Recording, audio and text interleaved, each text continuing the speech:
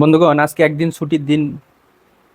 5ই আগস্টের কারণে একদিন ছুটি পেয়েছি। সেই ছুটির দিনে আজকে মিশন এবং ভীষণ নিয়ে নেমেছি। অনেক দিন ধরে ভাবছি ফ্রিজটা পরিষ্কার করব।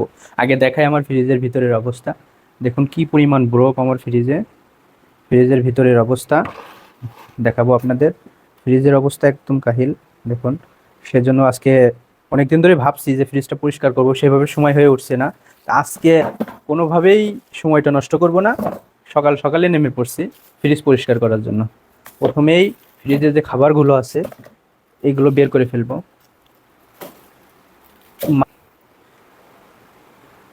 আমার যে সকল মা বোনেরা ফ্রিজ পরিষ্কার করতে ভয় পান যে কিভাবে করব, প্রথমেই আমি 1 ঘন্টা আগে ফ্রিজের মেন লাইন অফ করে দিয়েছিলাম। 1 ঘন্টা হয়ে গেছে অফ করে দিয়েছি। দেওয়ার পরে দেখেন 1 ঘন্টার ভিতরে বরফগুলো একাই গলে পড়ে যাচ্ছে। তো এটা অনেক কঠিন কাজ না, আপনারা নিজেরাই বাসায় করতে পারবেন। আসলে মা বোনেরা তো ইলেকট্রিকের জিনিস একটু ভয় পায়, আপনারা চাইলে করতে পারবেন এইভাবেই। 1 ঘন্টা আগে দেখেন কি পরিমাণ বরফ জমেছিল আমার ফ্রিজে। এখন কি পরিমাণ বরফ, বন্ধুগণ দেখুন কি পরিমাণ আইস, মানে চিন্তাই করতে পারছেন এত পরিমাণ আইস জমেছে। আমার এই ফ্রিজ কেনার পরে আর পরিষ্কার করা হয়নি প্রায় 2 বছর যাবত।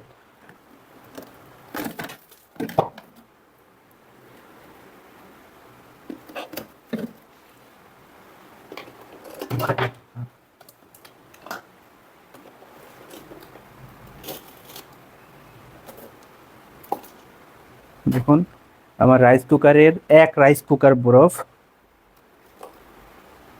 কি পরিমাণ বরফ তাহলে জমেছিল।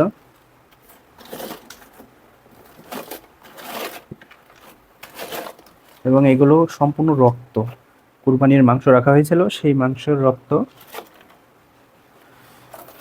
বন্ধুগণ, আমার আর পাতিলে আর জায়গা নেই, এগুলো ফেলে দিয়ে আসে আগে।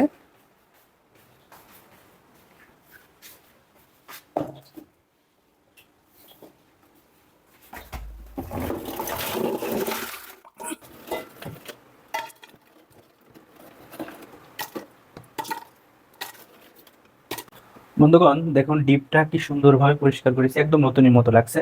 ডিপটা রেডি। এবার নর্মালটা পরিষ্কার করব। ডিপের দেখেন একটু কোথাও কোনো ব্রোক নাই এবং কোথাও কোনো ময়লা নাই, একদম নতুনের মতো লাগছে, পুরো একদম রেডি। দেখুন নর্মালের সব খুলে ফেলছি, একদম ভিতরটা একটু দেখান, সব খুলে ফেলছি। এগুলো আলাদা আলাদা করে সুন্দর করে সার্ফ এক্সেল দিয়ে একদম পরিষ্কার করে নেব। পরিষ্কার করে তারপরে এগুলো আবার ঢুকাবো। বন্ধুগণ ফাইনালি আমার ফ্রিজের লুকটা দেখুন, কত সুন্দর লাগছে, মনে হচ্ছে নতুন এইমাত্র নিয়ে আসছি।